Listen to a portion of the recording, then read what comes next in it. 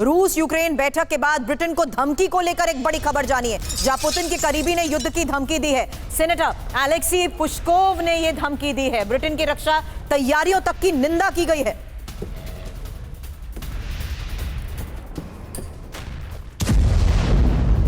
रूस के साथ लंबा युद्ध लड़ना चाहता है ब्रिटेन, यह बात भी इस बयान में कही गई।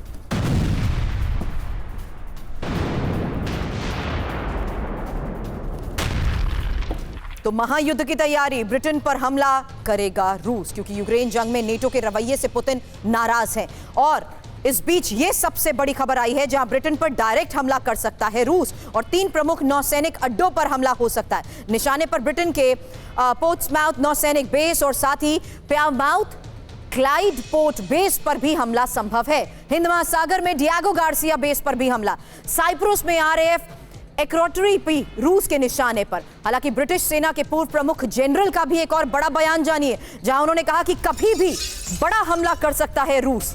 सर रिचर्ड बैरन्स का यह बयान, रूसी हमले से केवल 90 मिनट दूर है ब्रिटेन और क्रूज मिसाइलों से शहरों पर हमला हो सकता है। यूक्रेन की तरह ब्रिटेन में हो सकती है तबाही और ब्रिटेन को दुश्मनों को रोकने में सक्षम होना चाहिए। और यूक्रेन ने ब्रिटेन के पीएम से सैनिक मांगे हैं।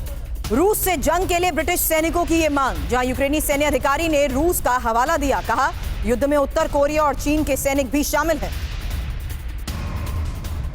फिलहाल ब्रिटेन की रक्षा तैयारियों पर पीएम कीर स्टारमर ने क्या कहा, सुनिए।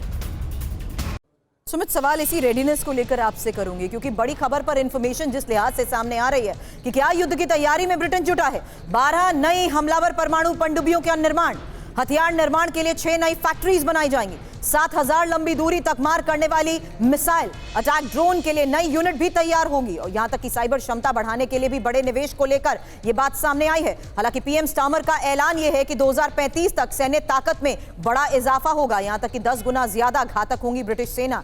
2.50 लाख सैनिक और बढ़ाए जाएंगे और ब्रिटेन का रक्षा बजट भी 2.5% बढ़ाया जाएगा। सुमित, देखिए बिल्कुल, अगर आप देखें कि रूस ने पिछले साल ही ये बात का खुद ऐलान किया था या फिर स्पष्ट किया था कि अगला युद्ध, भले ही यूक्रेन के साथ अभी लड़ा जा रहा है युद्ध, लेकिन अगला युद्ध उनका नाटो देशों के साथ होगा। और ये दोनों तरफ से, चाहे वो नाटो देश आप कह सकते हैं या फिर आप कह सकते हैं कि रूस, दोनों समझते हैं कि बहुत जल्दी इस युद्ध के ठंडे हो जाने के बाद एक बड़ा युद्ध दोनों देशों के बीच या कई देशों के बीच में रूस के साथ में होने वाला, जिसमें सबसे बड़ी पॉसिबिलिटी है फ्रांस की और दूसरी पॉसिबिलिटी है ब्रिटेन की। ब्रिटेन 2030 को मान के चल रहा है कि उसको अपने ना सिर्फ न्यूक्लियर सबमरीन के जखीरे को बढ़ाना है, बल्कि एयर डिफेंस सिस्टम्स को भी उसको और ज्यादा पुख्ता करना। और इसमें सबसे ज्यादा सहयोग यूके का कौन कर रहा है? अमेरिका कर रहा है। और रूस वहां दूसरी तरफ लगातार ये मन बना चुका है कि अगर उसको अपनी पोस्टरिंग करनी है तो उसको बफर जोन क्रिएट करने पड़ेंगे, ताकि कोई भी लैंड फोर्सेस उसके इलाके में ना आ सके। उसको अपने नेवल बेसिस को, जो आप बाल्टिक सी की बात कर रहे थे, दूसरे इलाकों, वहां पर अपने बेसिस को सिक्योर करना पड़ेगा। तो शायद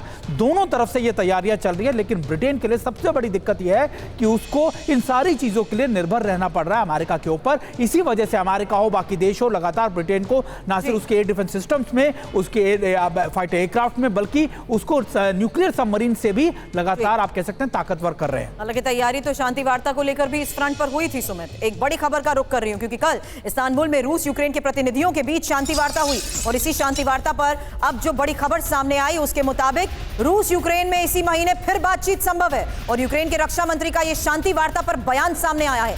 20 से 30 जून के बीच बातचीत हो सकती है। 2 दौर की शांति वार्ता दोनों देश कर चुके हैं। हालांकि शांति वार्ता में अभी तक क्या हुआ है, इंफॉर्मेशन वॉल पर एक एक डिटेल आपके सामने, क्योंकि सीज फायर पर तो सहमति नहीं बनी है। जहां यूक्रेन ने 30 दिनों के सीज फायर का प्रस्ताव रखा और रूस ने कहा 2-3 दिनों के लिए सीज फायर का प्रस्ताव।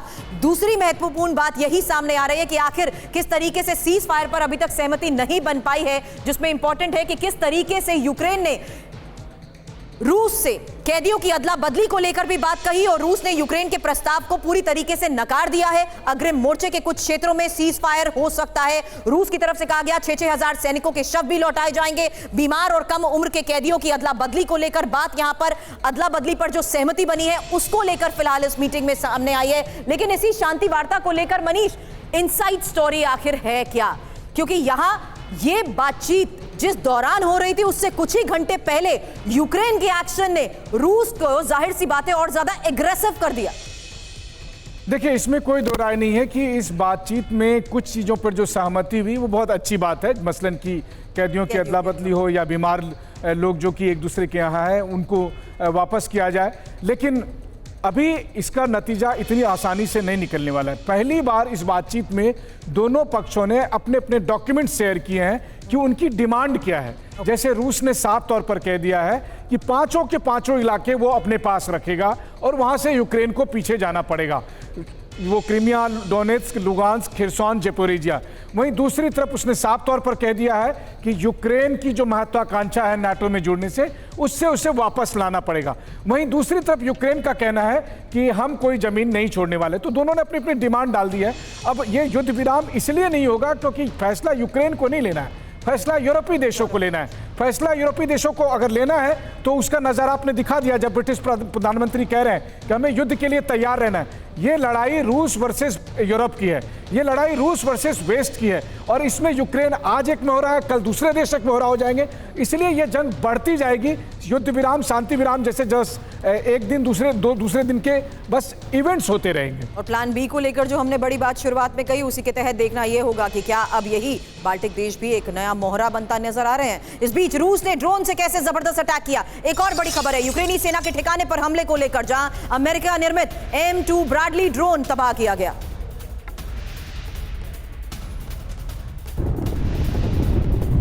रूस ने निकोपोल में भी ड्रोन अटैक किया। बहुमंजिला इमारत को कैसे किया गया टारगेट, देखिए। ड्रोन हमले से बिल्डिंग को पहुंचाया गया नुकसान।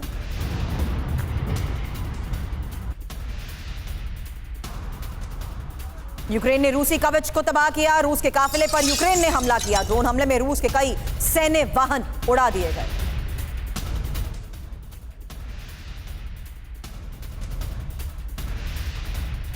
और सुमी पर रूस के जबरदस्त अटैक को लेकर बड़ी खबर है। क्लस्टर हथियारों का इस्तेमाल किया गया। लंबी दूरी के MLRS से हमले को दिया गया अंजाम।